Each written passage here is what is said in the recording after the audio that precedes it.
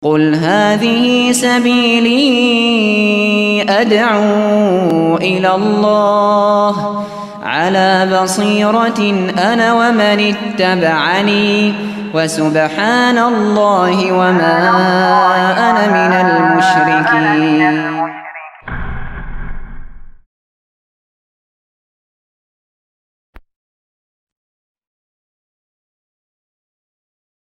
Alhamdulillahi Rabbil Alamin. Hamdan katsiran thayyiban barakan fi kama yuhibbu rabbuna wa yarda. Wa asyhadu an la ilaha illallah wahdahu la syarika lah. Wa asyhadu anna Muhammadan abduhu wa rasuluh. Allahumma salli ala nabiyyina Muhammad wa ala alihi wa man tabi'ahum bi ihsan ila yaumiddin. Allahumma inna nas'aluka ilman nafi'a wa rizqan thayyiba wa amalan mutaqabbala. Allahumma inna nas'aluka al-jannah wa na'udzu bika minan nar. Puji syukur kita panjatkan pada Allah Subhanahu wa taala. Salawat dan salam moga-moga tercurah pada junjungan kita Nabi besar Nabi Agung Muhammad sallallahu alaihi wasallam. Ibu-ibu sekalian yang semoga dirahmati dan diberkahi oleh Allah Subhanahu wa taala. Pada hari ini kita berada pada tanggal 3 dari bulan Muharram tahun 1440 Hijriah. Kita bersyukur pada Allah kita diberi nikmat dan kemudian bisa berada dalam majelis yang mulia ini. Mudah-mudahan majelis ini adalah majelis yang membawa berkah dan membawa kebaikan yang besar bagi kita semua yang hadir. Dan sebelum saya masuk dalam materi, di awal bulan Muharram seperti ini ada beberapa amalan terlebih dahulu yang bisa diperhatikan. Yang pertama, bulan Muharram atau bulan Suro ini dalam ajaran syariat kita disebut sebagai bulan haram. Bulan haram itu kita terjemahkan bulan yang mulia. Bulan haram itu nantinya ada 4 bulan. Ada 3 bulan berurutan dan 1 bulan itu yang tidak berurutan. Mulai dari bulan Zulqa'dah, lalu Zulhijjah, lalu Muharram, kemudian bulan Rajab. Coba diulang, dari bulan apa, Bu? Zulqa'dah atau biasa disebut juga oleh kita Zulqa'dah, kemudian Zulhijjah atau kita sebut juga dengan bulan besar, kemudian bulan Muharram atau bulan Syuro, kemudian lompat lagi ke bulan Rajab. 4 bulan ini disebut dengan Ashhurul Hurum, yaitu bulan haram. Mulianya dari sisi apa? Yang pertama, tidak boleh dilakukan peperangan pada bulan ini. Maka kalau tiba bulan haram, maka kalau terjadi peperangan di masa Rasulullah SAW maka dihentikan. Kemudian yang kedua, dosa yang diperbuat di bulan haram itu lebih besar dibandingkan dengan dosa yang diperbuat di luar dari bulan haram. Kemudian yang ketiga, di bulan haram ini kita disunahkan untuk memperbanyak puasa sunnah. Di bulan haram ini kita disunahkan untuk memperbanyak puasa sunnah. Berapa hari terserah. Yang penting perbanyak puasa pada bulan ini. Nah, nantinya ibu-ibu bisa memilih lagi di antara puasa yang utama di bulan ini, yaitu puasa yang dikenal dengan puasa Asyura. Tanggal berapa? Tanggal berapa? 10 apa? Muharram. Asyura disebut Asyura karena bertepatan dengan tanggal 10-nya. Dan nantinya akan menghapuskan dosa setahun yang lalu. Nabi SAW itu pernah menyebutkan puasa hari Arafah itu menghapuskan dosa 2 tahun. Sedangkan puasa hari Asyura menghapuskan dosa selama 1 tahun. Lalu puasa Asyura ini dianjurkan lagi dilakukan 2 hari. Diikutkan tanggal 9 dan tanggal 10-nya. Jadi 9 dan 10 sekaligus. Ya, 9 dan 10 sekaligus. Ini kalau tanggal 1-nya hari apa kemarin? Selasa, Ji. Tinggal dihitung aja. Tanggal 9-nya hari apa? Selasa, Rabu, Kamis, Jumat, Sabtu, Ahad, Senin, Selasa, Rabu.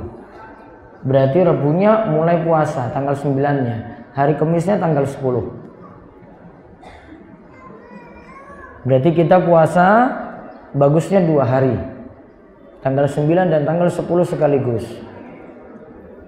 Keutamaan puasa pada tanggal 9-nya untuk menyelisihi ahli kitab.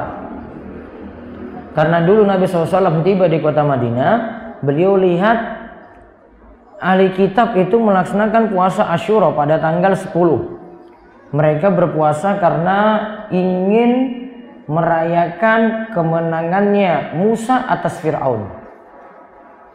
Kemenangannya Musa atas Fir'aun itu terjadi pada hari Asyura. Lalu para sahabat negur Nabi SAW, "Wahai Rasulullah,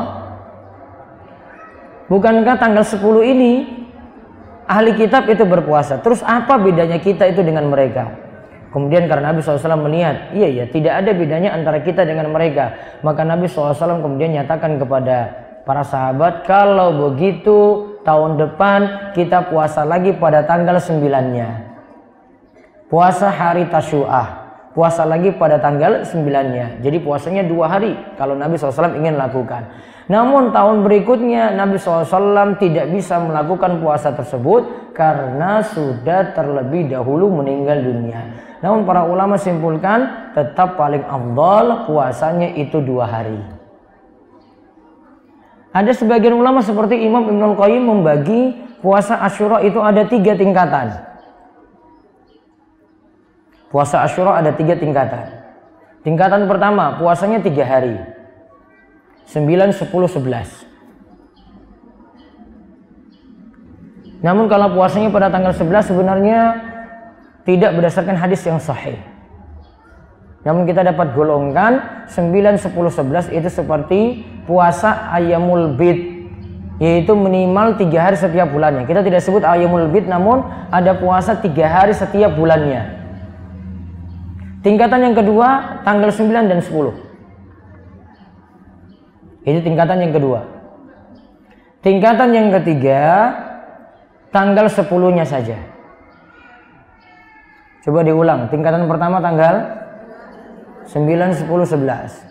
Terus tingkatan kedua 9 dan 10 saja. Tingkatan yang ketiga tanggal 10 saja. Jadi misalnya ibu nggak bisa lakukan tanggal 9, 10, minimal lakukan tanggal berapa? 10-nya. Baiknya seperti itu. Jadi bisa kejar 3 hari. 9, 10, 11. Dan ini termasuk situ niatan puasa 3 hari setiap bulannya. Kemudian tingkatan yang kedua 9 dan 10-nya. Tanggal 10-nya itu untuk mendapatkan pahala menghapuskan dosa setahun yang lalu. Tanggal 9-nya itu untuk menyelisih puasanya ahli kitab. Kemudian yang ketiga puasa pada tanggal 10-nya saja. Nah itu amalan puasa yang dilakukan di awal Muharram. Dan sebagian salaf atau di antara para sahabat mereka juga mempraktekkan di bulan haram itu memperbanyak puasa sunnah seperti tadi disebutkan. Ada sahabat-sahabat yang merutinkan setiap kali berjumpa dengan bulan haram, mereka itu memperbanyak puasa sunnah. Namun perlu dipahami tidak ada dalil yang menunjukkan khusus puasa pada hari-hari tertentu dan pahalanya tertentu.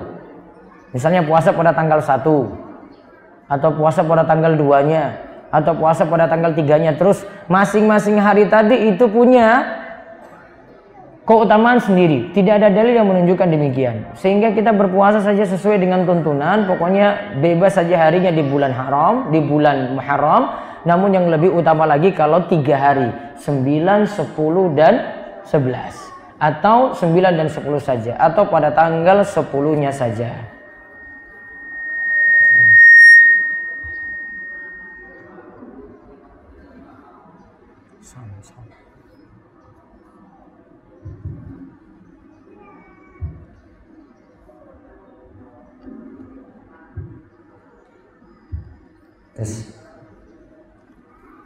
Sudah, itu muqaddimah untuk menunjukkan amalan-amalan di awal Zulhijjah. Nah, sekarang kita masuk dalam materi Ibu-ibu. Judulnya, tinggalkanlah yang meragukanmu. Pertemuan kali ini kita cuma bahas satu hadis.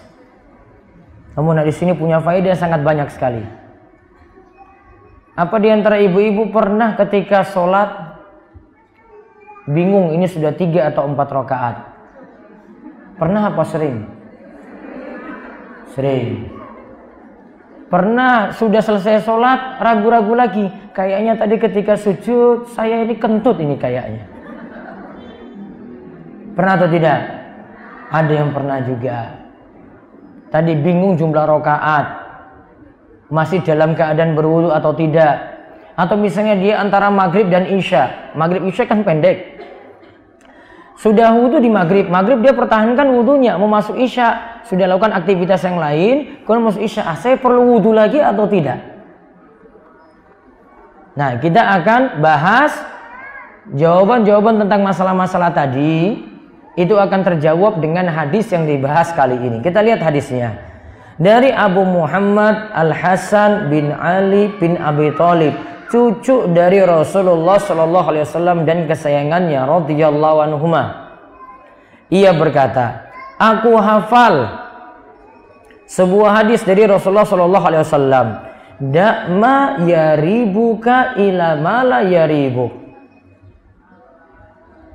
Kata Nabi SAW, tinggalkanlah yang meragukanmu, lalu ambillah yang tidak meragukanmu. Hadis ini diriwayatkan oleh Imam Tirmizi dan juga An-Nasa'i. Tirmizi mengatakan hadisnya itu hasan sahih.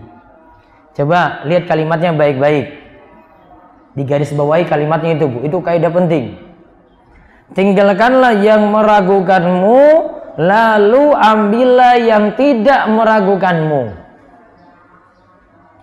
Tinggalkan yang meragukanmu dan ambillah yang tidak meragukanmu. Berarti kita disuruh tinggalkan yang ragu-ragu, ambil yang yakin. Tinggalkan yang ragu-ragu, kemudian ambil yang yakin. Kira-kira dari kaidah ini, hadis ini, ibu sudah bisa jawab apa belum? Sudah bisa jawab?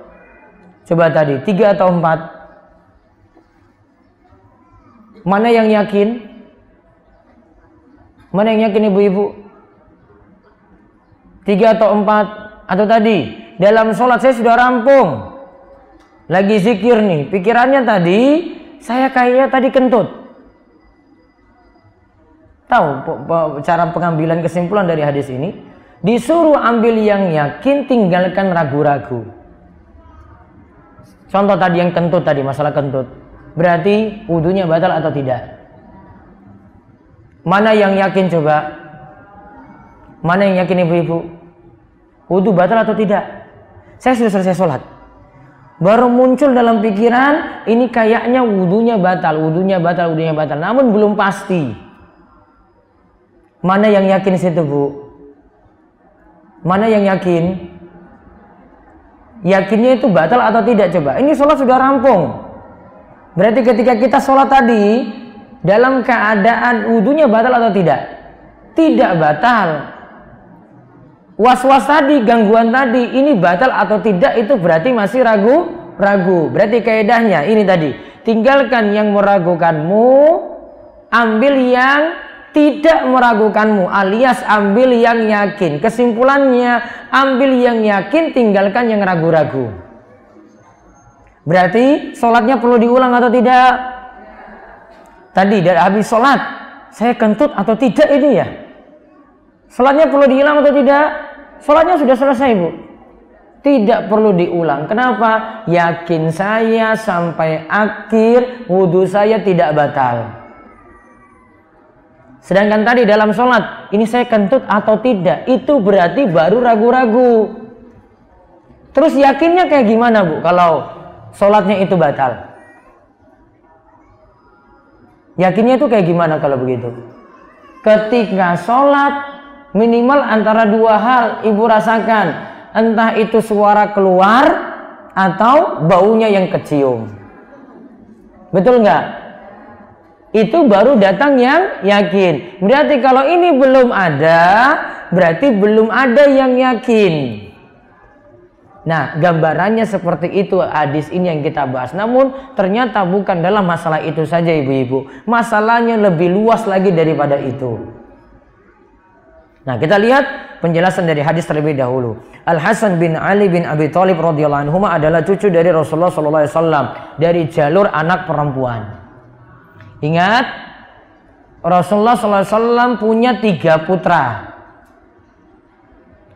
Sedangkan putrinya ada 4. Putranya 3 siapa saja?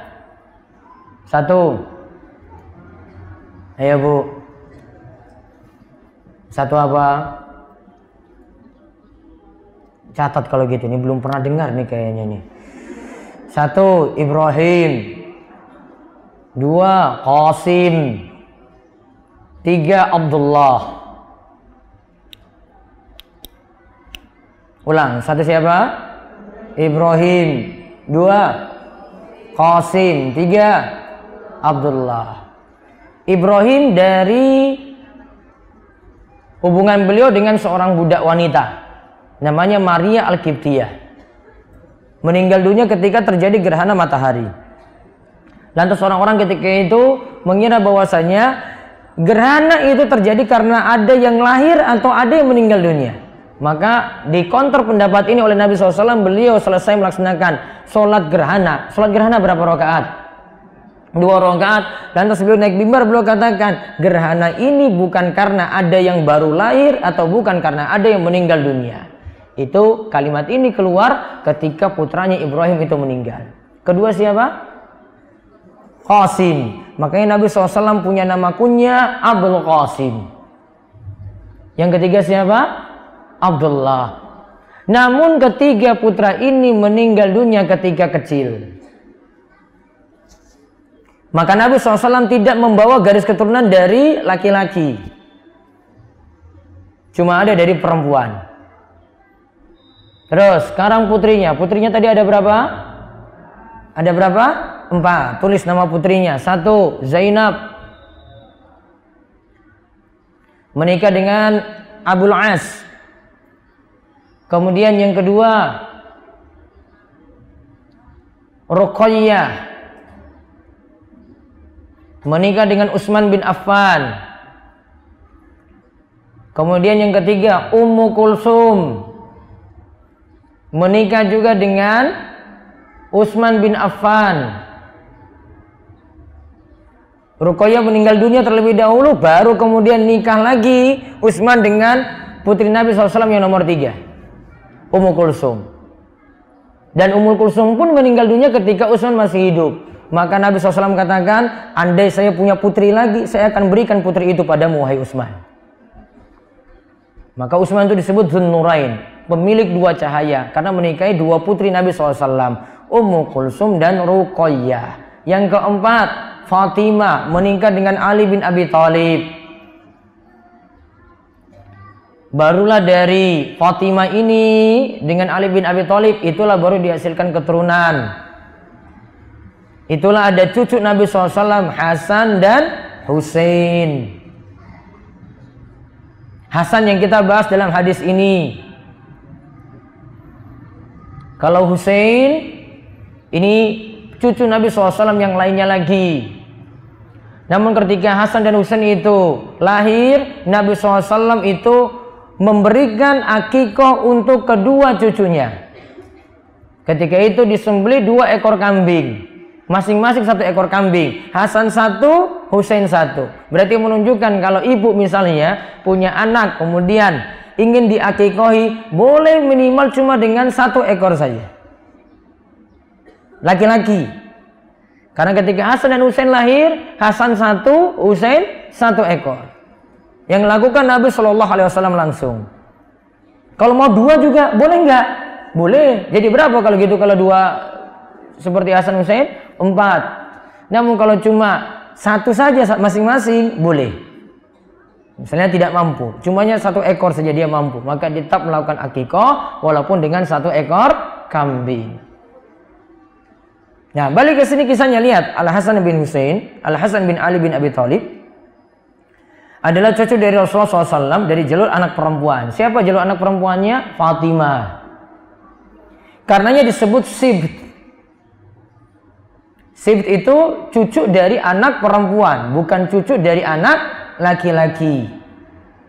Sedangkan cucu dari anak laki-laki itu baru disebut hafid. Bukan hafiz, namun hafid. Cucu dari anak laki-laki. Kalau cucu dari anak perempuan disebut as-sibt. Nabi SAW pernah menyifati Al Hasan bin Ali dengan as-sayyid. Beliau mengatakan, lihat di halaman berikut, sesungguhnya anakku ini adalah sayyid, pemimpin. Dengannya Allah akan mendamaikan 2 kelompok yang bertikai dari umatku. Semoga Allah memperbaiki lewatnya 2 kelompok besar yang bertikai. Maka cucu Nabi SAW Hasan dan Husain disebut dengan sayyid. Sayyid itu artinya pemimpin. Ya, sayyid itu artinya pemimpin. Maka boleh menyebut manusia dengan istilah sayyid. Tentang masalah bolehkah menyebut Nabi SAW dengan sayyidina, para ulama beda pendapat.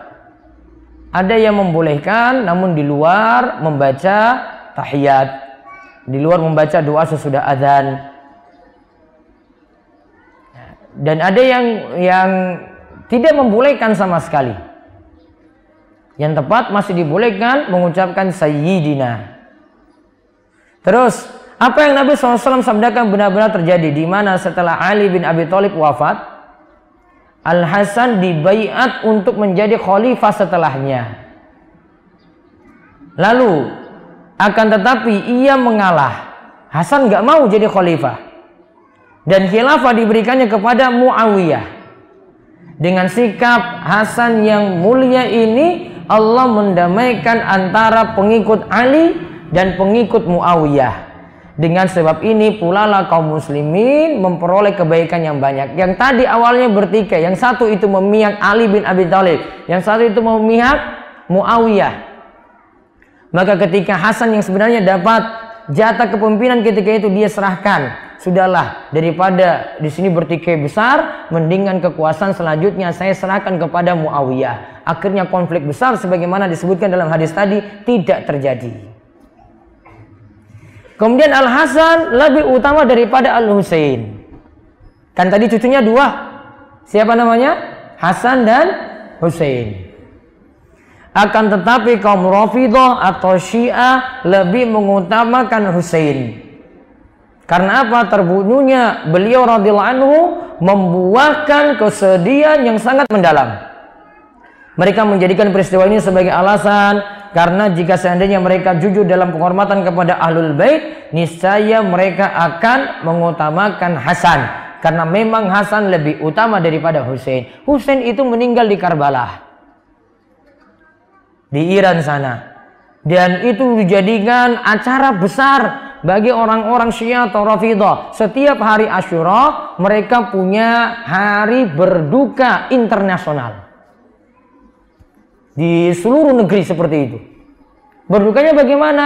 Mereka ambil benda-benda tajam, mukul-mukul diri. Yang perempuannya disuruh pakai baju-baju hitam.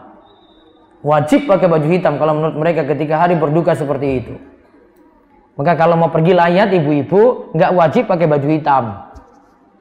Yang suruh pakai baju hitam kalau untuk layat lagi berduka besar, itu cuma orang Syiah saja. Ya, orang Syiah itu mewajibkan baju tertentu. Kalau ada yang berduka, ada yang melayat misalnya, meninggal dunia, suruh pakai baju hitam semuanya. Seperti tanggal 10 nanti hari Asyura. Kita tadi tanggal 10 disuruh apa coba? Disuruh apa tadi tanggal 10? Puasa. Maka itu yang ada tuntunannya. Bukan hari berduka. Dan berduka tidak boleh ya dengan cara teriak-teriak, tidak boleh dengan memukul-mukul diri. Itu nanti masuk dalam istilah dosa besar yang disebut dengan niyaha. Ada yang meraung-meraung, teriak-teriak gitu, ada yang meninggal dunia, itu namanya niyaha. Ada yang mukul-mukul dirinya ketika dia itu ada yang meninggal dunia dari kerabatnya, itu juga namanya niyaha. Niyaha itu meratapi mayit dan termasuk dosa besar. Nantinya pada hari kiamat dia disuruh dipakaikan mantel yang penuh dengan penyakit kudis. Disuruh dipakaikan nanti pada hari kiamat. Itu sisaan mengerikan bagi orang yang melakukan niyaha tadi. Berarti kita kembali ke puasa Asyura tadi. Yang dianjurkan ketika hari Asyura itu puasa, bukan berduka cita. Apakah juga ada tuntunan menyantuni anak yatim pada hari Asyura? Hadisnya tidak ada juga. Tidak jadi harus pada hari Asyura, pada hari apapun boleh. Jadi tidak ada hari khusus untuk juga menyantuni anak yatim. Namun yang jelas Nabi SAW itu katakan, siapa saja yang membantu anak yatim, menyantuni anak yatim, dia bagikan 2 jari ini. Berarti dekat dengan Nabi kita Muhammad SAW. Kemudian dalam hadis tadi juga disebutkan, adapun istilah roihanah, itu adalah bunga wangi nan indah. Jadi kalau ada anak putri mau dikasih nama bagus, dikasih nama roihanah. Apa artinya? Bunga wangi nan indah. Rasulullah SAW telah menyifati kedua cucu beliau dengan istilah tadi, roihanah, untuk Hasan dan Husain. Kemudian kata dak, kan dalam hadis disebutkan dak ma yaribuka ila ma la yaribuk. Artinya tinggalkanlah, sedangkan ma yaribuk adalah sesuatu yang meragukanmu. Berarti tinggalkan yang meragukanmu. Adapun ila ma la yaribuk adalah sesuatu yang tidak meragukanmu. Hadis ini termasuk jawami'ul kalim, kalimat yang singkat namun padat dari Nabi Shallallahu Alaihi Wasallam. Nah, itu penjelasan umum terlebih dahulu. Sekarang lihat poin-poin faedah hadis.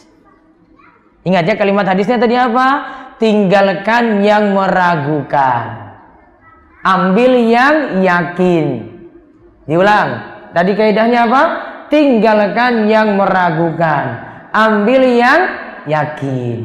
Ingat ya, itu kalimat hadis. Dan itu sudah jadi kaidah yang bantu ibu-ibu dalam ibadah.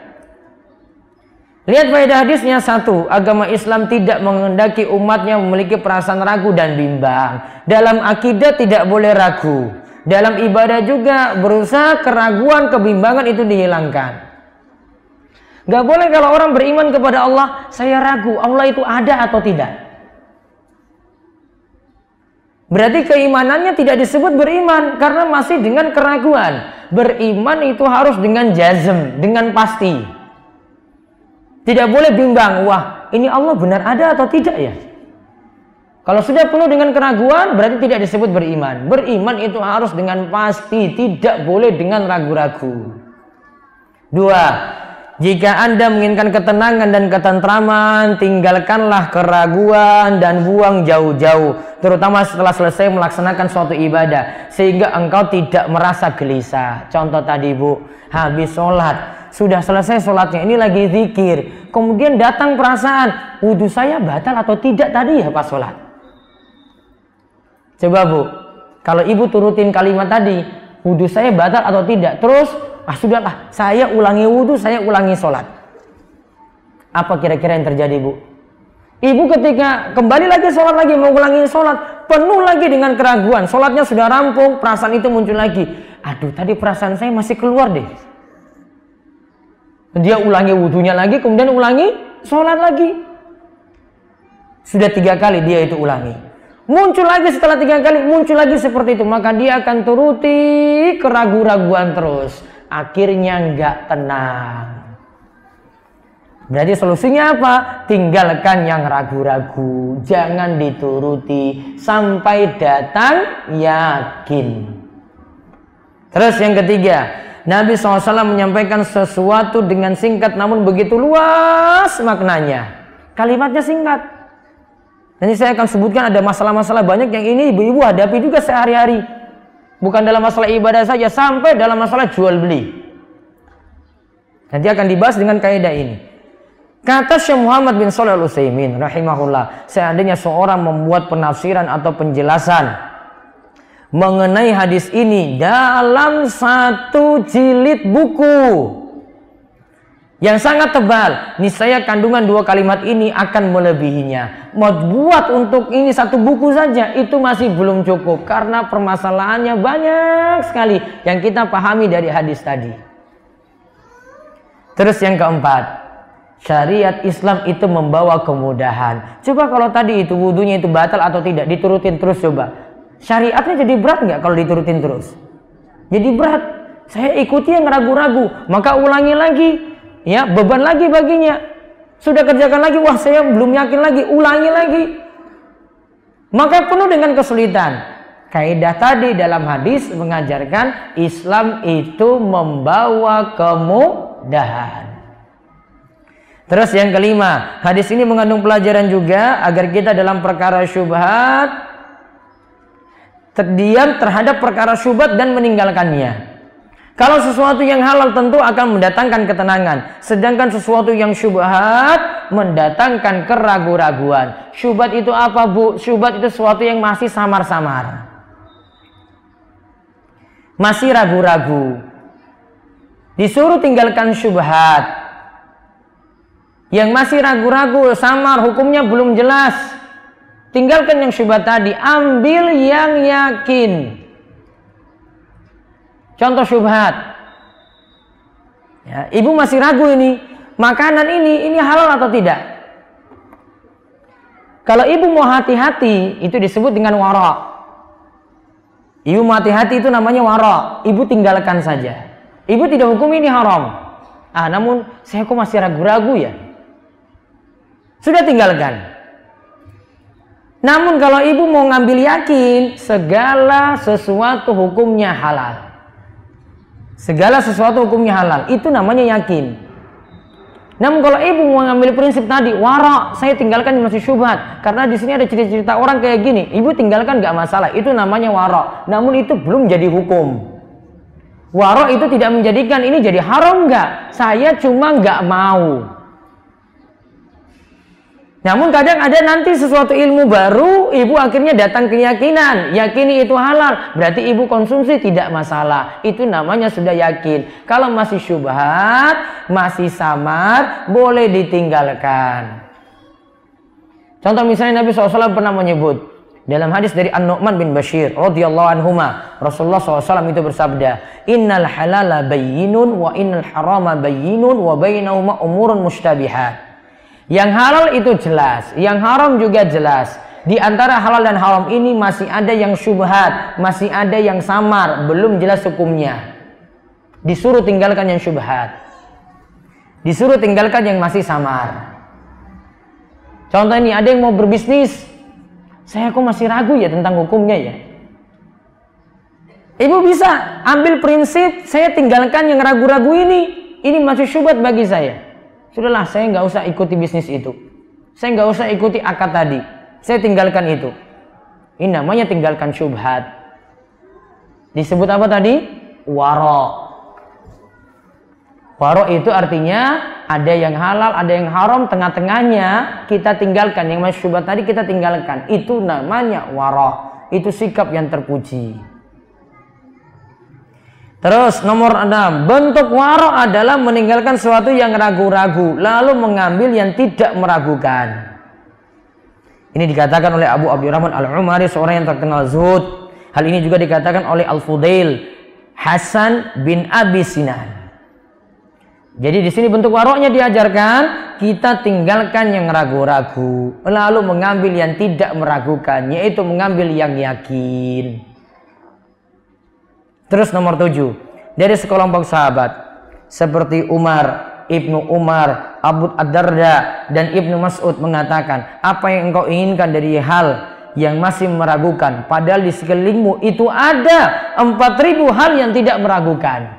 Maka yang yakin itu banyak, Bu. Yang ragu-ragu itu cuma sedikit. Kalau ada yang yakin itu sampai 4.000, kenapa pilih yang masih ragu-ragu?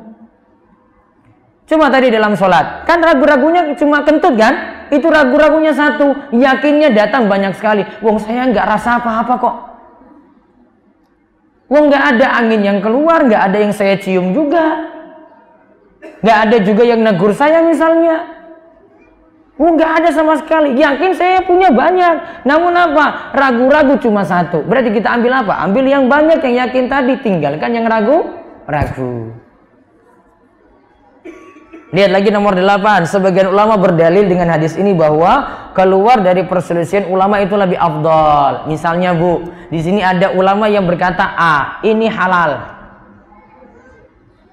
Ada ulama yang katakan B, ya, baiknya itu tinggalkan aja. Mana yang dipilih? Kalau ibu mau milih, amannya keluar dari perselisihan itu. Sudahlah, saya nggak pakai dulu.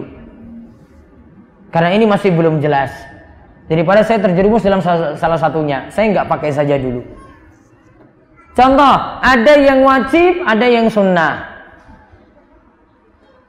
Untuk lepas dari perselisihan ulama, mana yang dipilih coba? Dilakukan atau tidak kalau gitu? Ini ada amalan, Bu. Ada yang berpendapat itu wajib, ada yang berpendapat itu sunnah. Ibu lakukan nggak? Cuma 2 pendapat ini saja. Tetap kerjakan atau tinggalkan saja semuanya? Kalau amalan loh ini, ada ulama yang berpendapat wajib, ada ulama yang berpendapat sunnah. Lalu baiknya bagaimana? Kerjakan atau tidak? Dikerjakan. Karena sudah kerjakan, yang wajib dapat, yang sunnah juga dapat. Contoh, sebagian ulama itu berbeda pendapat hukum sholat Idul Fitri, Idul Adha. Sebagian berpendapat wajib, sebagian berpendapat sunnah. Berarti bagusnya kita milih yang mana? Dikerjakan atau enggak? Dikerjakan. Entah wajib itu, entah sunnah, tetap dilakukan. Sebagian ulama lagi menyatakan sholat witir itu ada, seperti Syaikhul Islam Ibnu Taimiyah, sampai ada ya, atau ulama yang lainnya menganggap sholat witir itu wajib. Ada yang berpendapat sholat witir itu sunnah, dan ini keumumannya para ulama. Terus ibu memilih yang mana coba? Kerjakan atau tidak? Mendingan kerjakan sholat witir daripada terjerumus dari perselisihan para ulama. Maka kalau ada perselisihan, pilih yang aman. Wah, saya ini tinggalkan ini atau saya itu kerjakan. Pilih yang paling aman di situ. Terus yang ke-9, meninggalkan dusta. Itu tambahkan di situ ya. Meninggalkan dusta dan terus menjaga kejujuran akan membawa ketenangan. Sedangkan dusta selalu membawa pada keraguan-raguan. Orang jujur selalu tenang. Orang yang berbohong, dusta, selalu hidupnya dihantui macam-macam.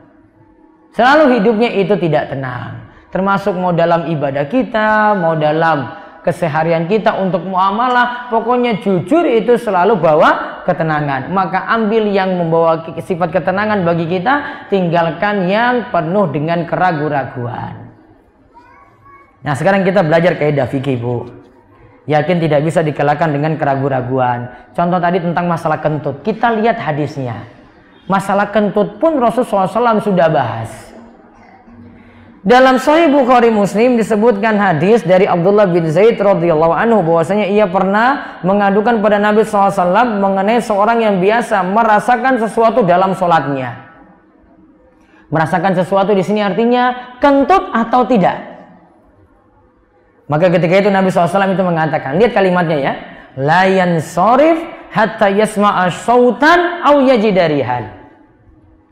Janganlah engkau itu bubar, artinya pergi dari sholatmu, batalkan sholatmu sampai engkau itu mendengar suara. Suara apa?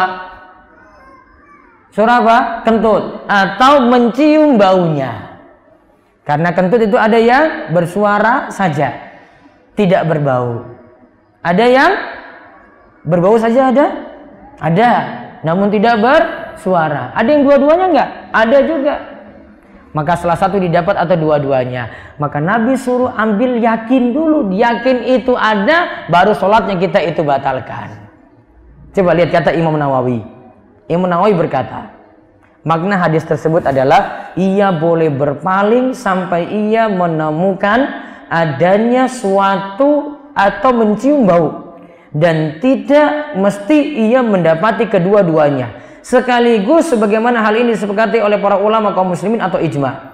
Hadis ini menjadi landasan suatu kaidah dalam Islam dan menjadi kaidah fikih, yaitu sesuatu tetap seperti aslinya sampai datang suatu yang yakin yang menyelisihinya. Jika ada ragu-ragu yang datang tiba-tiba, maka tidak membahayakan. Berarti tadi kan kentut atau tidak?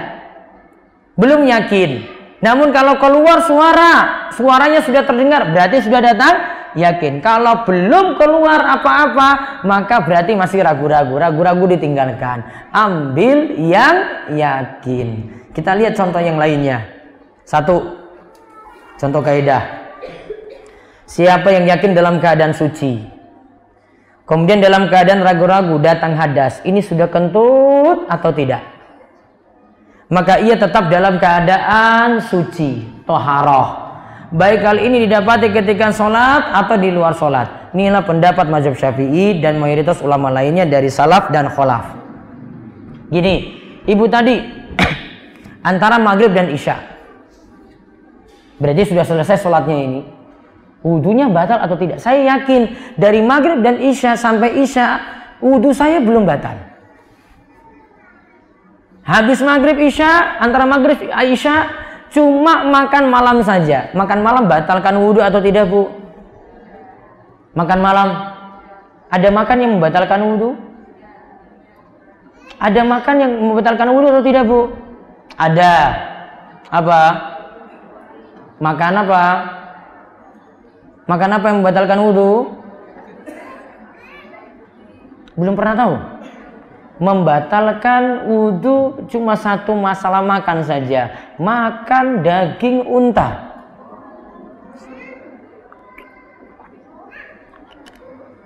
Daging kambing enggak? Apalagi cuma ikan dan tempe, Bu. Enggak membatalkan wudu. Kenapa membatalkan wudu? Karena hadis menyebutkan batal. Maka kita manut pada hadis.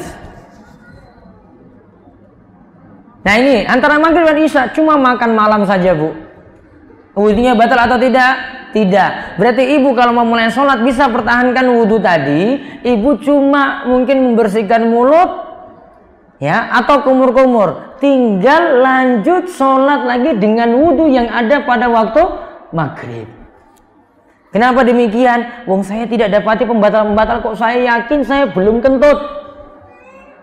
Saya juga belum tidur. Maka ambil yang yakin, tinggalkan yang ragu-ragu. Yakinnya apa? Wudunya belum batal. Contoh yang kedua. Siapa yang berhadas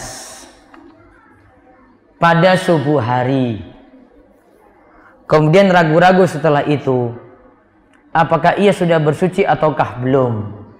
Maka ia dihukumi seperti keadaan pertama, yaitu dalam keadaan berhadas. Jadinya ia harus berwudu, karena keadaan awal itulah keadaan yang yakin dan tidak bisa dikalahkan dengan sekedar ragu-ragu. Ini bangun tidur, kok saya langsung melaksanakan sholat tahajud? Dia ke kamar mandi, iya, namun dia belum yakin sudah wudu. Perasaan dia langsung ini ketika habis buang hajat langsung ambil sajadah kemudian sholat. Dia belum ngapa-ngapain ini, ya, dia belum ngapa-ngapain. Maka ketika itu dia langsung melaksanakan sholat tahajud. Yakinnya itu belum berwudu, maka yakinnya ini diambil. Ragu-ragunya tadi, saya kan sudah ke kamar mandi. Padahal belum tentu kamar mandi itu ngapain kan? Yang yakinnya apa? Saya bangun pokoknya saya belum ngapa-ngapain, ya berarti saya belum berwudu. Maka ambil yakinnya yaitu belum berwudu. Tinggalkan yang ragu-ragunya. Saya kan sudah ke kamar mandi, pasti sudah berwudu. Itu masih ragu-ragu. Contoh lagi yang ketiga, barang siapa yang pada sore hari menjelang matahari tenggelam, menjelang matahari tenggelam berarti sebelum maghrib ya, sebelum maghrib telah berbuka puasa. Misalnya jamnya mati, keadaan sudah sangat-sangat gelap bu, jamnya mati, jam tangannya mati, nggak bisa prediksi waktu sama sekali, keadaan juga sudah gelap. Terus padahal ia masih ragu akan tenggelamnya matahari, dia belum yakin tenggelamnya matahari karena perasaan dia nanti sebentar lagi, berarti dia masih ragu-ragu tadi. Terus maka batal puasanya, dia batalkan puasa, hukumnya puasanya itu batal. Karena yang yakin adalah matahari belum tenggelam, dia harus pastikan dulu matahari benar-benar tenggelam dulu, baru dia boleh batalkan puasa. Sedangkan tadi keadaannya itu belum yakin, maka kaidahnya yakin diambil, matahari berarti belum tenggelam, nggak boleh batal. Ya, matahari belum tenggelam berarti belum boleh batalkan puasa. Tunggu sampai yakin dulu. Berarti puasanya diqadha atau tidak? Diqadha. Diganti puasanya. Contoh lagi nih bu, ini kaitannya dengan ibu-ibu. Hampir mirip dengan nomor 3. Ini keadaan tenggelam matahari lagi bu. Ibu lagi puasa Ramadan. Jam 5 sebenarnya tanggal ini sekarang ini, ya misalnya hari ini jam 5, hari ini seharusnya itu datang bulan. Mulai startnya dari hari ini. Namun sampai jam 5 itu belum keluar. 5 sore loh. 5 sore belum keluar. Maghrib jam berapa? Setengah 6 lah taruhlah ya. Setengah 6 ibu berbuka puasa. Setelah buka puasa cek jam 6 ternyata keluar darah haid. Puasanya batal atau tidak bu? Siapa tahu keluar antara jam 5 sampai jam 6. Kenapa nggak dicek?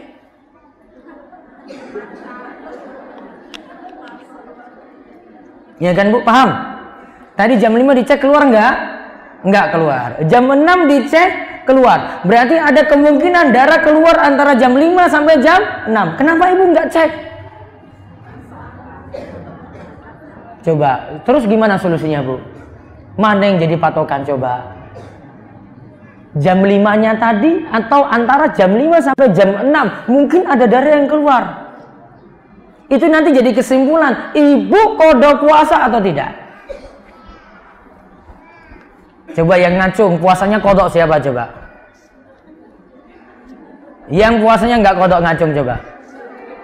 Yang lainnya? Bingung. Pakai kaidah ini bu, mana yang yakin coba? Ibu cek jam berapa tadi pertama? 5. 5 kan yakin, ya kan? Antara jam 5 sampai jam 6 itu kan ragu-ragu, pastinya lagi jam 6. Kaidahnya apa bu? Ambil yang yakin, tinggalkan yang ragu. Saya yakinnya jam 5 belum keluar, berarti qadha nggak puasanya? Tidak perlu qadha. Ibu nggak disuruh cek tiap menit. Kalau nggak, bawa kesulitan bagi ibu-ibu. Sulit nggak? Sulit sekali. Masa saya harus kayak begini coba? Ibu cukup pakai standar jam 5 tadi. Saya yakin tuh nggak keluar. Berarti ibu yakin keluarnya itu baru jam 6. Berarti puasa hari itu sudah sah. Tidak perlu qadha puasa. Paham ini ibu? Paham ya? Pakai kaidah apa tadi? Ambil yang yakin, tinggalkan yang ragu. Terus lagi di bawahnya. Nomor berapa sekarang? 4. Seseorang membeli air dan mengklaim setelah itu bahwa air tersebut najis. Ini dia beli galon nih dari sebuah warung.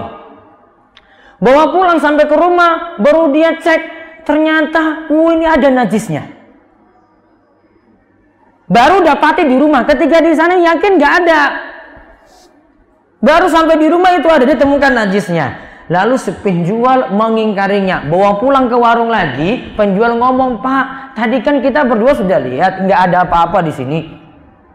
Kok bisa ada seperti itu? Nah, penjual ingkari, saya nggak jual barang najis, itu airnya murni air. Maka yang jadi pegangan adalah perkataan si penjual. Kenapa? Karena di tokonya itu jual barang yang yakin. Bawa pulang ke rumah bisa jadi tengah jalan itu ada ragu-ragu. Ada sesuatu yang masuk, berarti ragu-ragu di sini. Ragu-ragu nggak usah diperhatikan, ambil yang yakin. Berarti yang jadi pegangan perkataan penjual atau pembeli? Penjual. Perkataan pembeli tidak diperhatikan.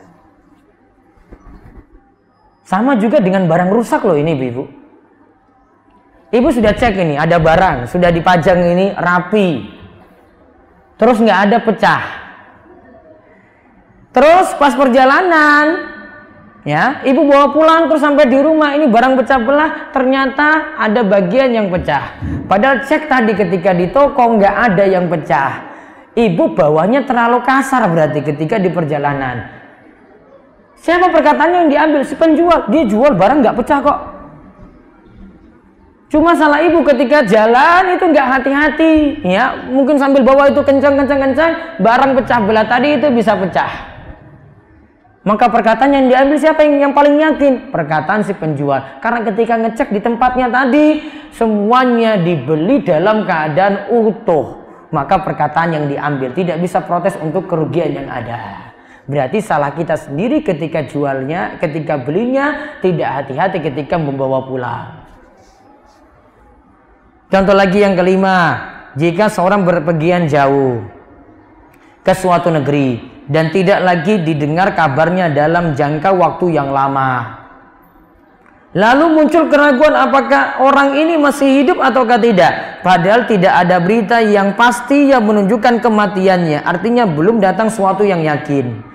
Maka tidak boleh dinyatakan orang tersebut mati, sehingga akhirnya ahli warisnya juga tidak bisa membagi hartanya untuk warisan. Kapan boleh bagi warisnya berarti? Kapan boleh bagi warisnya? Ini orangnya pergi jauh, nggak didengar kabar sama sekali, nggak jelas itu hidup atau mati, namun punya harta peninggalan di rumahnya. Punya ahli waris juga. Kapan kalau gitu baru warisan itu dibagi, Bu? Kalau sudah dipastikan yang pergi tadi meninggal dunia. Kalau belum ada kepastian tidak boleh. Karena syarat untuk bagi waris, orang yang mewariskan itu sudah dipastikan meninggal dunia. Kalau belum. Kaidah berikutnya lagi, yang keenam, contoh, jika seorang yakin di pakaiannya terdapat najis, namun tidak diketahui manakah tempatnya najisnya tadi. Anaknya pipis, anak ibu pipis di situ. Namun ini di gamis bagian depan saya apa bagian belakang ya? Maka dalam rangka kehati-hatian, ia menggosok seluruh pakaiannya. Karena keraguan tidak bisa menghilangkan yang yakin. Yang yakinnya pokoknya kena najis. Namun tempat persisnya kan belum tahu. Maka cucilah semuanya. Karena pokoknya kita nganggap pakaian ini semuanya itu kena najis. Yang tadi bagian-bagian, ini bagian persis yang mana? Oh itu berarti masih ragu-ragu. Amannya cuci semuanya. Terus nomor 7, tidak wajib bagi pembeli menanyakan kepada penjual mengenai barang dagangannya apakah barang tersebut miliknya ataukah bukan, atau barang tersebut itu barang curian. Ini sudah dipajang di toko ini, Bu. Ibu datang ke toko tadi, terus mau beli barang itu, apa perlu ditanya, Pak, ini barang asli punya jenengan atau ini barang nyolong di suatu tempat? Perlu nggak tanya kayak gitu? Berarti kita hukumnya apa, Bu? Yang dijual itu barang si penjual. Kalau memang itu adalah barang curian, kita itu nggak tahu, ya sudah, kita hukumi sebagaimana asalnya dulu. Itu barang miliknya. Nggak boleh kita langsung nebak, wah ini kayaknya ini barang curian ini. Nggak boleh. Coba lihat kaidah dari Ibnu Taimiyah. Hukum asal segala sesuatu di tangan seorang muslim adalah miliknya. Dia pakai tas, ya tas itu miliknya. Dia pakai motor, ya motor itu miliknya. Dia jual barang, berarti barang itu juga miliknya, bukan milik orang lain. Inilah hukum asalnya dan inilah yang yakin. Berarti kalau ibu belanja online, Asalnya ibu belanja itu pada barang milik siapa coba? Kalau ibu nggak tanya-tanya, saya sudah tahu ini barang ini si A ini jual, ini kontaknya, terus ibu beli itu, kontak itu langsung, berarti barang itu milik siapa coba bu? Milik yang punya barang dagangan ini, yang pajang barang itu, yang punya gambar-gambar tadi. Oh itu berarti kita yakin itu miliknya dulu. Terserah dia mau pakai dropship kayak mau pakai apa kayak terserah dia. Asalnya itu barang dia dulu, kita pembeli itu seperti itu. Nggak usah ibu telusuri, itu dropship ya. Ibu nggak disuruh tanya seperti itu. Ibu cuma beli ya, cuma beli aja langsung. Justru kalau ibu cari detail malah kena masalah. Mendingan nggak tanya detail. Kalau kaidah dalam jual beli nggak usah tanya detail. Sama seperti makanan. Ini makanan ini bagaimana? Bahan-bahannya apa? Prosesnya itu bagaimana? Belinya itu di mana bahan-bahan tadi? Perlu nggak dirinci kayak gitu bu? Tidak perlu. Sampai daging pun kalau kita tinggal di lingkungan muslim, dapat daging nggak perlu rinci. Ibu masuk nih ke warung Padang misalnya. Apa tanya-tanya dulu? Pak, ini ayam saya minta. Kamu sebelumnya tolong dirinci dulu. Ini belinya di mana? Disembeli baca bismillah ataukah tidak? Perlu nggak dirinci kayak gitu? Nggak perlu. Nabi SAW saya ketika disodorkan daging di hadapan beliau dari para sahabat cuma lapor pada Nabi, wahai Rasulullah, kami dapati daging, namun ini nggak jelas, daging ini dibacakan bismillah ataukah tidak? Nabi SAW cuma katakan sallallahu alaihi wa kuluh, bacalah bismillah saja ketika engkau mau makan, terus makan. Nggak usah banyak-banyak nanya, karena kalau kita banyak nanya juga terlalu banyak suuzon. Betul nggak suuzon? Betul. Terus yang ke-8, kehati-hatian dalam rangka ragu-ragu dalam masalah menilai suatu air. Bukanlah hal yang disunahkan atau dianjurkan, bahkan tidak disunahkan sama sekali untuk menanyakannya. Bahkan yang dianjurkan adalah membangun perkara di atas hukum asal, yaitu air itu suci. Jika ada indikasi yang menunjukkan najis, barulah dikatakan najis. Jika tidak, maka tidak perlu sampai dianjurkan untuk menjauhi penggunaan air tersebut cuma atas dasar sangkaan. Namun jika telah sampai hukum yakin, maka ini masalah lain lagi. Demikian dicontohkan oleh Ibnu Taimiyah. Berarti ibu dapati air itu hukumnya apa dulu? Suci. Ini ada air yang kita temukan memasuk tempat wudhu, ada air di situ yang tergenang. Hukum asalnya apa dulu bu air tersebut? Suci. Bangun hukum asal untuk air suci terlebih dahulu. Nggak boleh langsung mengklaim, wah ini kayaknya ini air najis, nggak boleh. Hukum asal untuk air kita hukumi suci, karena itulah yang yakin, yang ragu-ragu najis atau tidak. Terus yang terakhir, ada seseorang yang telah selesai sholat, lantas ia ragu-ragu apakah mengerjakan sholat zuhur tadi 3 ataukah 4 rakaat. Keraguan-raguan seperti ini tidak perlu diperhatikan, asalnya sholatnya sah. Karena habis sholat baru dia bingung 3 atau 4. Maka kalau sholatnya sudah selesai, sudah dianggap selesai. Sholatnya sudah sah. Selama tidak datang yakin kalau ia mengerjakan sholat 3 rakaat. Kalau memang yakin baru 3 rakaat, maka ia menambah lagi rakaat yang keempat. Setelah itu ia menambah lagi dengan selama jedanya tidak lama, lalu ia salam, kemudian melakukan sujud sahwi. Jadi gini, ibu sudah selesai sholat zuhur misalnya 3 atau 4, 3 atau 4, mau pilih yang mana? Maka asalnya kalau sudah selesai bu, ibu nggak datang keyakinan di sini sudah dianggap sah. Kecuali ada yang tegur panjenengan. Ya, ada bu, tadi saya lihat ibu sholatnya itu baru 3. Oh ini berarti baru datang yang yakin. Itu baru ibu tambah lagi 1 rakaat. Namun misalnya kalau ibu baru 3, apa yang dilakukan kalau gitu? Yakinnya itu 3, sudah selesai sholat ini. Apa yang dilakukan? Perlu tambah nggak kalau itu sholat zuhur? Ini sudah selesai sholat, saya yakinnya baru 3. Ada yang ngomong ke saya, Pak, Bu, jenengan itu baru 3 rakaat. Perlu nambah 1 rakaat lagi nggak? Perlu nambah lagi nggak bu? Tadi yakinnya baru 3, harusnya sholat zuhur berapa? 4. Ibu perlu tambah lagi nggak 1 rakaat? Perlu. Kalau ibu nggak nambah, sholatnya batal. Tambah 1 rakaat, akhirnya sholat zuhurnya jadi 4 ji. Kemudian setelah itu lakukan sujud sahwi. Sujud sahwi cara melakukannya gimana, Bu? Berapa kali sujud? Ibu-ibu nggak pernah lupa kalau gitu dalam sholat? Hah? Berapa kali sujud sahwi? Ini kayaknya saya perlu kasih contoh ini ya. Saya kasih contoh dulu ya, sabar. Berapa kali sujud? Hah? Tadi 3, saya sudah sempurnakan jadi 4. Kurang 1 sudah sempurna 4. Sekarang tinggal sujud sahwi. Sebelum salam atau setelah salam? Mau yang mana? Ibu mau yang mana coba? Dua-duanya boleh. Ibu mau yang mana? Sebelum apa sudah? Misalnya sebelum ya. Ini saya sudah tahiyat. Ya, sudah tahiyat akhir.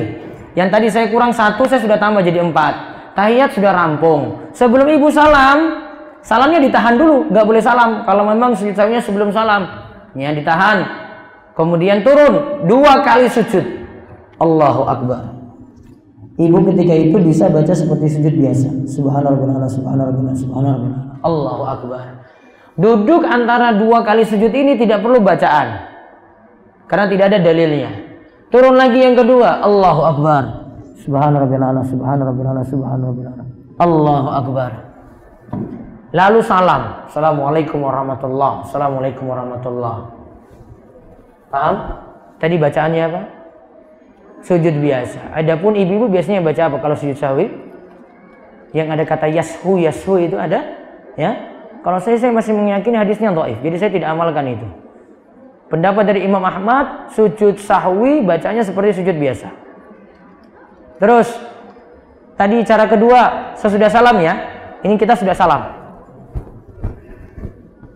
Assalamualaikum warahmatullahi. Assalamualaikum warahmatullahi. Sekarang sujud saya sudah salam ya. Turun sujudnya 2 kali sama seperti tadi. Allahu Akbar. Subhanallah, subhanallah, subhanallah. Allahu Akbar. Sujud lagi yang kedua. Ini nggak baca apa-apa ya. Allahu Akbar. Subhanallah, subhanallah, subhanallah. Allahu Akbar. Terus salam lagi. Assalamualaikum warahmatullahi. Assalamualaikum warahmatullahi. Nggak pakai tahiyat. Tahiyatnya tadi. Sampun? Sudah paham? Berapa kali sujud? 2. Nggak boleh 1 kali. Itu namanya sujud apa? Sahwi. Kapan sujud sahwi dilakukan? Di antaranya tadi. Kalau masih ada yang kurang 3 rakaat, ibu tambah lagi 1 rakaat jadi 4. Maka kelupaan tadi ibu tutup dengan sujud sahwi. Walaupun sudah sempurna jadi 4, tetap ditambah dengan sujud sahwi. Contoh lagi, saya masih bingung 3 atau 4. Saya nggak yakin. 3 nggak bisa saya putuskan, 4 nggak bisa saya putuskan. Namun perkiraan besar saya itu 4. Ya, karena mungkin ada di antara ibu-ibu rakaat pertama Al-Fatihah, Al-Ikhlas, rakaat kedua Al-Fatihah, An-Nas. Itu terus gitu. Tadi 2 surat ini sudah. Saya di rakaat ini sudah baca Al-Fatihah 2 kali tanpa baca surat lagi. Berarti sudah 4. Namun ibu masih muncul keraguan-raguan. Berarti ibu sudah putuskan. Kalau seperti ini sujud sahwi juga. Kapan sebelum salam, kapan sesudah salam? Sebenarnya ada perincian lagi. Namun saya takut ibu-ibu bingung. Ya, karena butuh pembahasan lagi. Kapan itu sujud sahwinya sebelum, kapan itu sujud sahwinya sesudah. Kalau sebelum itu kalau ada yang kurang, maka ibu tambal tadi kurang ini dengan sujud sahwi sebelum salam. Contoh, tahiyat awal. Tahiyat awal, Bu, kalau dalam mazhab Syafi'i itu namanya sunnah ab'ad. Ditinggalkan, tinggal lanjut. Ya, ditinggalkan, tinggal lanjut. Sampai nanti akhir tahiyat akhir sebelum ibu salam sujud sahwi dulu. Sujud sahwinya sebelum salam. Contoh di sini. Biasanya kan lupa, sudah 2 rakaat padahal dia langsung berdiri ke rakaat ketiga. Apa yang dilakukan, Bu? Boleh kembali atau tidak? Ini sudah 2 rakaat. Ibu sujud kedua, terus mau bangkit ini. Allahu Akbar. Terus ada yang negur. Subhanallah. Balik atau enggak? Saya perlu balik enggak tahiyat awal lagi? Enggak perlu balik, Bu. Sholatnya dilanjut. Setelah lanjut nanti terakhir sudah mau tahiyat akhir sudah baca, sebelum salam sujud sahwi dulu baru kemudian salam. Nambal kekurangan tahiyat awal tadi. Kenapa nggak boleh balik tadi, Bu? Saya sudah berdiri, itu masuk rukun atau tidak? Saya sudah berdiri nih, rakaat ketiga. Itu sudah masuk rukun apa belum? Sudah masuk rukun apa belum? Sudah. Sedangkan tahiyat awal itu namanya sunnah. Kalau sudah masuk rukun, rukun tidak boleh ditinggalkan. Cuma gara-gara kena kejar sunnah abad nggak boleh. Berarti nggak boleh balik. Bahkan para ulama katakan kalau balik sholatnya batal. Kecuali kalau berdirinya belum sempurna. Paham ini ya? Itu kalau sebelum salam. Kalau sesudah salam tadi, sujudnya, sholatnya semua sudah sempurna. Yang 3 kekurangan saya sudah tambah 1 rakaat lagi, berarti sudah sempurna 4. Maka sujud sahwinya nanti setelah salam. Pokoknya kalau ibu bingung, sebelum salam saja. Dalam mazhab Syafi'i itu sebelum salam. Namun kalau ibu sudah lewati beberapa waktu, yang penting wudunya belum batal. Ini tadi berzuhur 3. Ibu sudah ke dapur masak, terus anak negur. Bu, maaf, tadi ibu sholat cuma 3 rakaat. Saya yakin itu 3 rakaat. Boleh nggak cuma tambah 1? Boleh nggak? Sudah masak loh ini, Bu. Boleh nggak? Boleh. Cuma nambah 1 rakaat dengan catatan jedahnya belum lama, wudunya belum batal. Kalau jedahnya sudah lama, wudunya batal, berarti ulang lagi dari awal. Namun kalau jedanya belum lama, wudunya belum batal, cuma tambah 1 rakaat, kemudian nanti sujud sahwi. Itu pengetahuan sedikit tentang sujud sahwi. Wallahu a'lam bishawab. Monggo ibu-ibu sekalian, rampung bahasannya. Silahkan jika ada yang kurang jelas bisa ditanyakan. Bisa lewat kertas, bisa tanya langsung juga.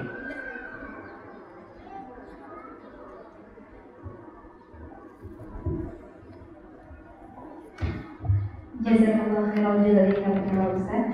Baik para bunda ataupun akhwat yang ingin bertanya, kami buka sesi tanya jawab, dan yang ingin bertanya melalui tulisan kami tunggu kertas pertanyaan.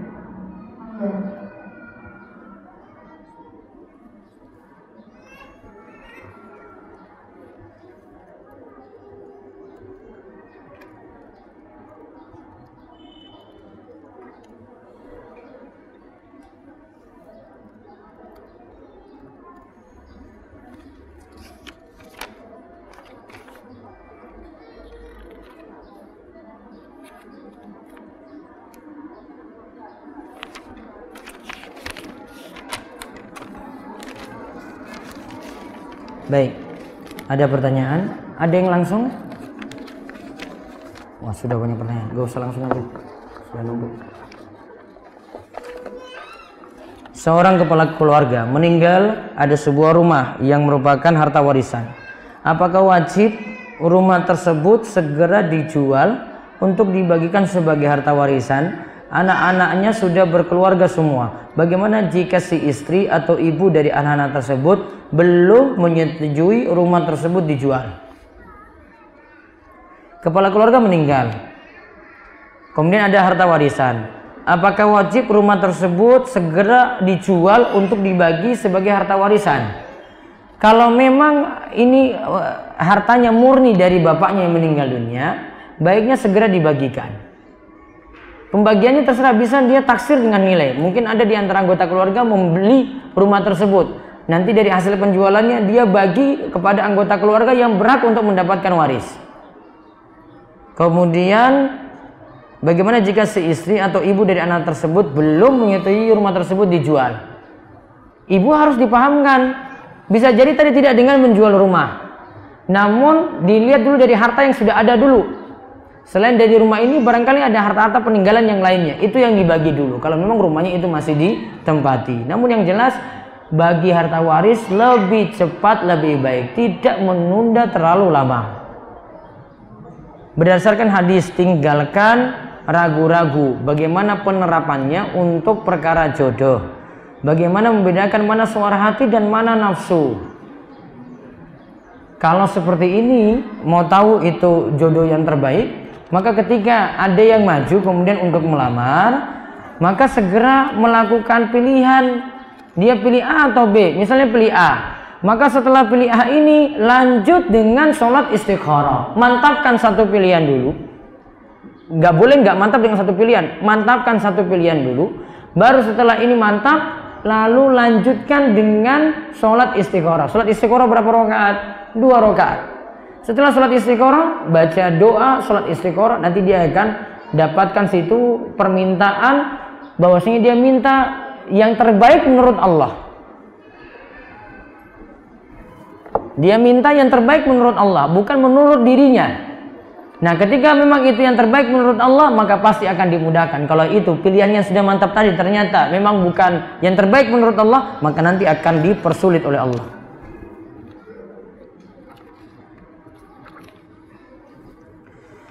Masa menstruasi saya setiap bulan maju sampai 10 hari. Ketika hari ini keluar darah merah dan pas waktu sholat isya, namun pas subuh ternyata bersih. Apakah saya harus mengqadha sholat isya tadi? Kalau isya yakinnya darah itu keluar, yang pertama saya hukumi dulu. Yang bertanya ini darah haidnya belum teratur. Ya, darah haidnya belum teratur. Kalau darah haidnya belum teratur berarti adanya darah, maka dihukumi berarti haid. Darah tersebut berhenti berarti dihukumi suci lagi, maka kembali sholat. Maka ketika isya dia lihat darah itu keluar, ketika subuh dia lihat darah tersebut sudah bersih, maka subuh sholat, isyanya tidak perlu diqadha. Ketika sholat tambahan 1 rakaat, tata caranya. Tadi sholat tambahan 1 rakaat tadi ya, misalnya 3 zuhur kurang 1. Ibu ingat di tempat manapun kerjakan itu. Misalnya ini sudah 3, ada yang negur di luar sana. Berarti ibu bisa kerjakan di luar sana, nggak apa-apa. Nggak mesti kembali ke tempat sholatnya tadi, karena ibu sudah pergi.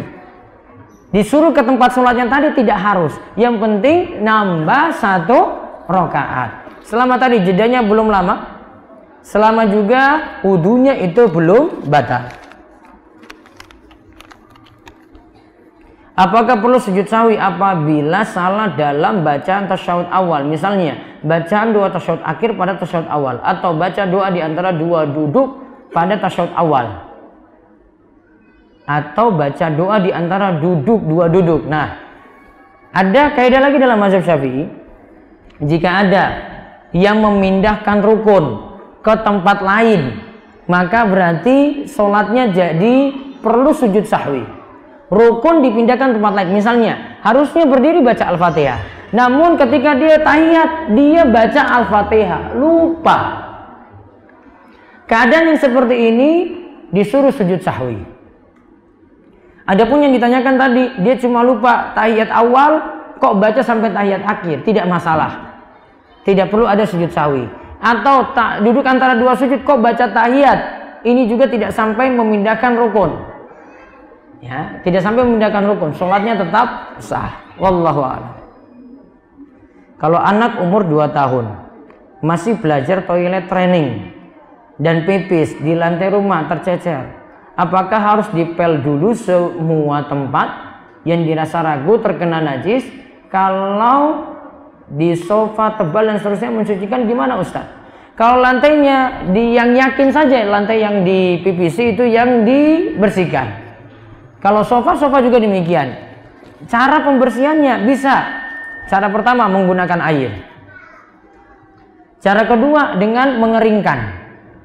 Kalau mengeringkan ini tandanya bau atau warna dari kencing tersebut hilang. Misalnya ibu bawa sofa itu dijemur beberapa hari di luar, beberapa waktu di luar, kalau sudah yakin baunya tidak ada lagi, warnanya tidak ada, maka najisnya itu jadi hilang. Maka boleh duduk di tempat yang nanti najisnya sudah suci seperti itu. Suami saya saat ini bekerja di salah satu maskapai udara. Beliau galau harus bekerja hingga 12 jam. Terkadang sampai pulang jam 12 malam dan sangat mengganggu ibadah-ibadahnya. Dan ia selalu merasa menzolimi puluhan penumpang jika terjadi delay. Dan pemimpinnya ini adalah orang kafir. Bagaimana sebaiknya Ustadz, apa tetap bertahan atau harus keluar dari pekerjaan sedangkan suami saya harus menafkahi keluarga sehingga dia ragu-ragu? Ini tergantung pilihan. Dia bisa membagi waktu ibadah dengan baik ataukah tidak. Kalau memang hidupnya nggak tenang dengan pekerjaan seperti ini, ya mudah-mudahan ada pekerjaan yang lebih bagus, yang ini lebih menenangkan dirinya untuk ibadah. Namun kalau bisa membagi waktu walaupun bekerja seperti itu di udara, dia misalnya bisa sholat tepat waktu, tidak terganggu dengan ibadah, bisa menjamak sholat, bisa mengkosornya, bisa seperti itu, tidak ada masalah. Tinggal pilihan masing-masing untuk itu. Ustadz, bagaimana hukum mengucapkan selamat ulang tahun barakallahu fi umrik? Karena sudah jadi budaya di Indonesia. Tidak perlu dan tidak perlu ada ucapan semacam itu. Ya, karena ucapan semacam ini cuma diarab-arabkan saja. Tidak pernah sahabat lain ketemu sahabat yang lainnya kemudian ucapkan barakallahu fi umrik, enggak ada. Cuma barakallahu fi, itu saja. Dari mana riwayat akikah 2 kambing untuk laki-laki? Padahal Rasulullah mencontohkan itu 1. Di hadis yang lain Rasulullah SAW katakan laki-laki 2 ekor kambing, perempuan 1 ekor kambing. Praktek beliau 1-1. Maka antara ucapan dengan praktek kalau berbeda tidak masalah, menunjukkan bahwasanya kalau prakteknya kok tidak jadi 2, menunjukkan 1 itu boleh. Maka kalau bisa dikompromikan, kompromikan, nggak ditolak dua-duanya. Cara belajar hadis seperti itu. Saya dan teman berjualan makanan, toko masing-masing. Yang dijual sama, misal ada pembeli. Toko masing-masing, jenis yang dijual sama. Misal ada pembeli ingin membeli A dari saya, tapi di toko saya sedang habis. Bolehkah saya meminjam A dari teman saya lalu saya jual ke pembeli? Nanti saat saya sudah kulakan lagi barang A tadi, saya kembalikan ke teman saya sejumlah yang saya pinjam. Boleh. Ini toko yang jual barang yang sama, sering kayak gitu, dijual satu deret itu semua barangnya sama. Barang yang kosong dia minta pada yang lainnya, nanti dia ganti lagi, seperti itu sah-sah saja untuk jual beli semacam ini. Yang penting ingat dan mau tanggung jawab. Bagaimana jika ketika sholat merasa kebelet kentut, kentut saja atau ditahan? Nah, berarti pertanyaannya, hukum menahan kentut saat sholat. Sholatnya batal atau tidak, Bu? Nahan kentut saat sholat tidak batalkan sholat, tidak batalkan wudhu pula. Namun baiknya tidak ditahan-tahan biar bisa khusyuk dalam sholat. Karena kalau ibu nahan-nahan biasanya pikirannya nggak bisa konsen full dalam sholat. Pikirannya mau ke belakang terus, namun berusaha dia tahan. Jadi hukumnya minimal makruh. Bagaimana cara kita menghadapi teman yang lagi futur, nggak semangat? Sudah saya ingatin tetapi tidak ada perubahan. Bagaimana seharusnya sikap saya? Tetap nasihati. Jadi teman yang baik tetap menasihati yang lainnya. Kemudian yang kedua, temani dia dalam hal yang baik. Ya, temani dia dalam hal yang baik. Kalau itu teman satu kos-kosan, bareng dia terus, biar dia ketika salah nanti diingatkan. Kalau mau bisa seperti itu, dan itu akan lebih menjaga keistiqomahan. Bagaimana kalau dapat daging atau makanan dari non-muslim? Sikap kita gimana? Kalau kita ragu-ragu halal atau tidak? Kalau muslim tadi seperti saya contohkan, ibu cuma makan, baca bismillah saja di awal, lalu makan, maka hilang keraguan-raguan. Namun kalau non-muslim yang kasih ibu daging, dilihat, non-muslim ada 2 macam. Kalau itu ahli kitab, masih boleh dimanfaatkan dagingnya. Karena Allah Subhanahu wa taala berfirman, "Wa tu'amul ladzina utul kitaba hilul lakum." Makanan dari ahli kitab, itu halal untuk kalian. Berarti masih boleh.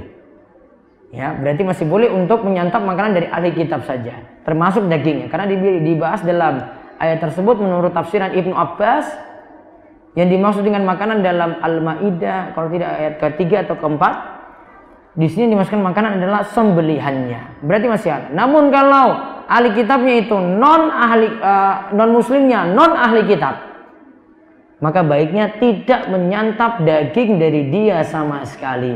Karena kalau dia sembelih pun tidaklah halal. Hukum sayyidina saat tahiyat dan sholawat. Kalau saat tahiyat tidak ada tuntunan. Kalau saat sholawat di luar sholat masih boleh. Kalau di dalam sholat atau lafaz sesudah azan tidak boleh, karena tidak ada dalam riwayat. Bagaimana dengan adanya gangguan mudah kentut saat mengaji? Apakah harus ulang terus wudunya? Masalahnya susah nahan wudu, apakah lanjut terus ngajinya? Gini, ibu-ibu kalau baca Al-Quran, apa yang disyaratkan, Bu? Apa yang disyaratkan ketika baca Al-Quran? Wudu atau tidak? Wajib wudu. Kata Nabi SAW, la yamusul Quran illa tohir. Tidak boleh menyentuh Al-Quran kecuali orang yang suci. Maka ketika baca Al-Quran wajib wudu. Kalau wudunya batal, ibu ada beberapa solusi. Ini juga jadi solusi bagi ibu yang datang bulan. Boleh baca Al-Quran bagi yang datang bulan atau tadi dalam keadaan tidak suci dengan dua cara. Satu, baca Al-Qur'annya, milih yang bukan Al-Qur'annya murni bahasa Arab. Berarti pakai apa, Bu? Terjemahan. Misalnya murni bahasa Arab, ini kalau ini kitab ya, misalnya kalau murni itu bahasa Arab semuanya, maka cara menyentuhnya, pilih cara yang kedua, nyentuh dengan menggunakan sarung tangan. Nyentuh dengan menggunakan sarung tangan, nyentuh Al-Quran itu. Maka ini tanda kita tidak nyentuh langsung, namun yang nyentuh itu adalah sarung tangannya. Tadi kalau yang pertama, milih yang bukan mushaf murni, bukan bahasa Arab murni, berarti pakai Al-Quran terjemahan. Solusinya seperti itu. Ustaz, apakah rambut wanita yang rontok termasuk aurat?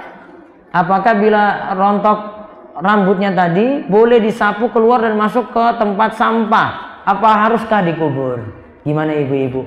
Rambutnya rontok. Kadang ada yang punya keyakinan gini, rambutnya rontok pas datang bulan.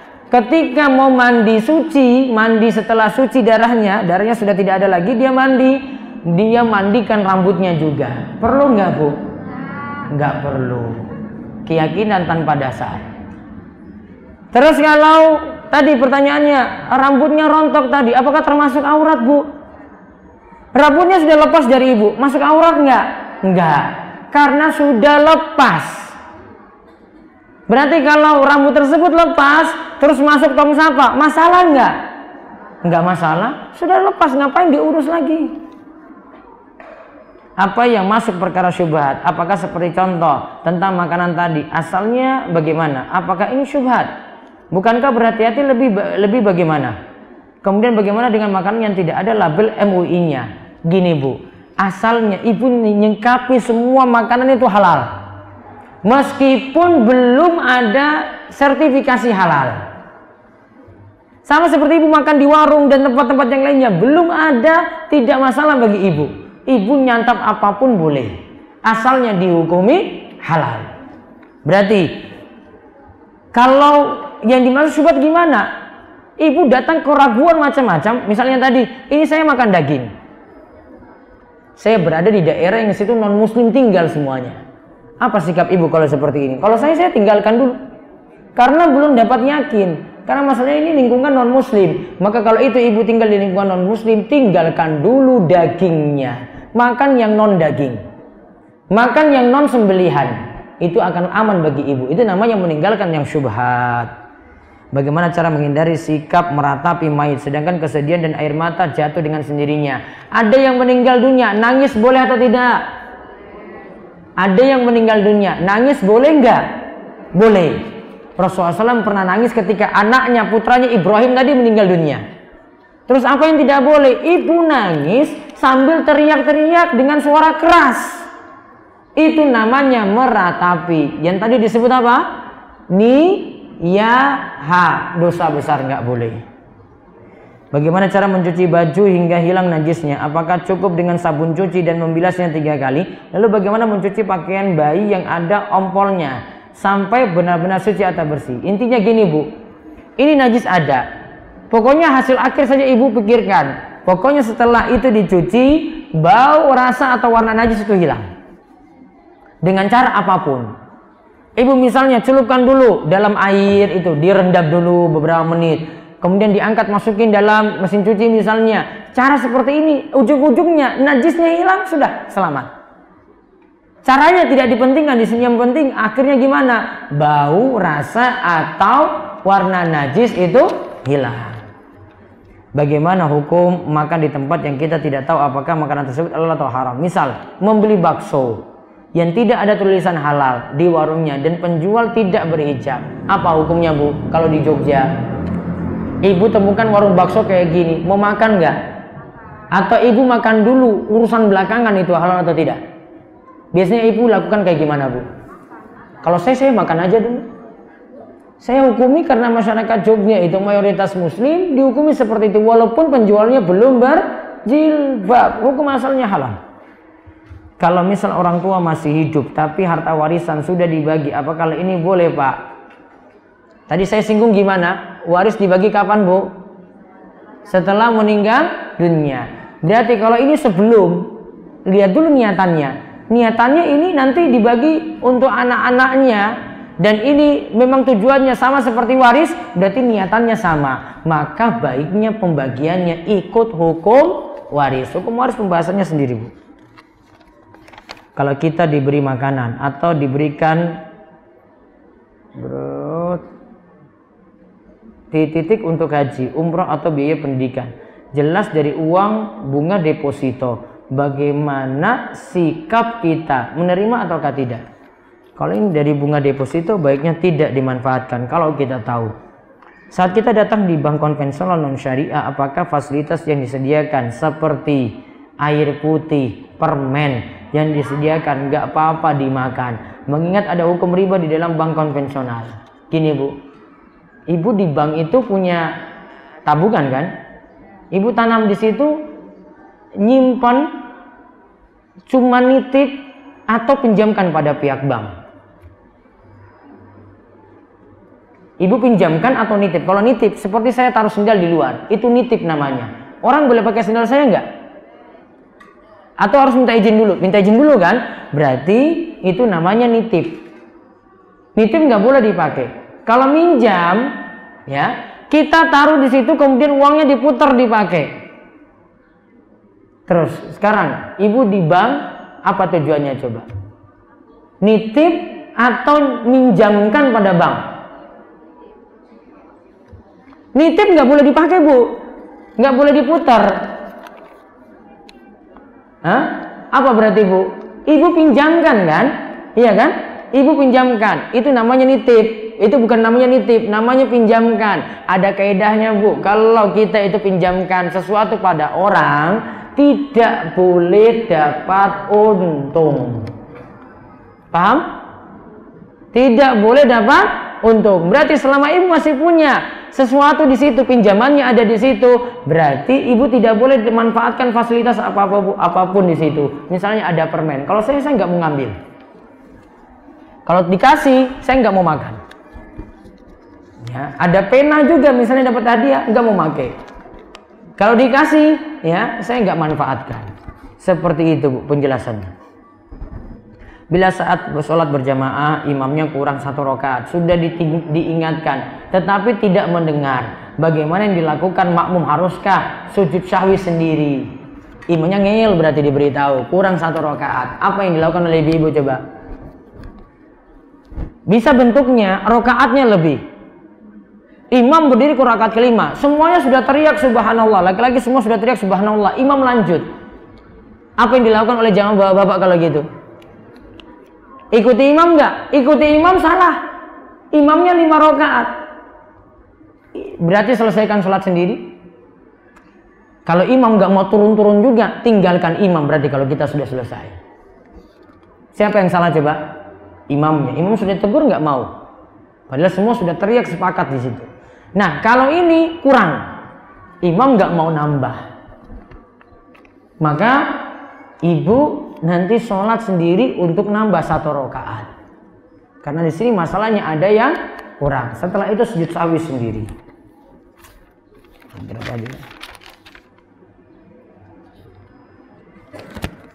Saya suka merasakan kegelisahan hati, selalu merasa cemas, seolah-olah akan meninggal sementara anak-anak masih kecil. Ini membuat saya semakin takut merasa akan meninggalkan anak-anak, sementara belum sepenuhnya menanamkan ajaran agama secara maksimal. tugasnya terlalu banyak takut seperti ini. Coba dalami ilmu agama juga dengan baik, Bu. Pelajari akidah dengan baik, maka dengan itu mudah-mudahan keraguan-keraguan itu akan cepat hilang. Bagaimana hukumnya makan di tempat makan semacam Korean food yang tidak ada daging babi tapi belum ada simbol halal MUI?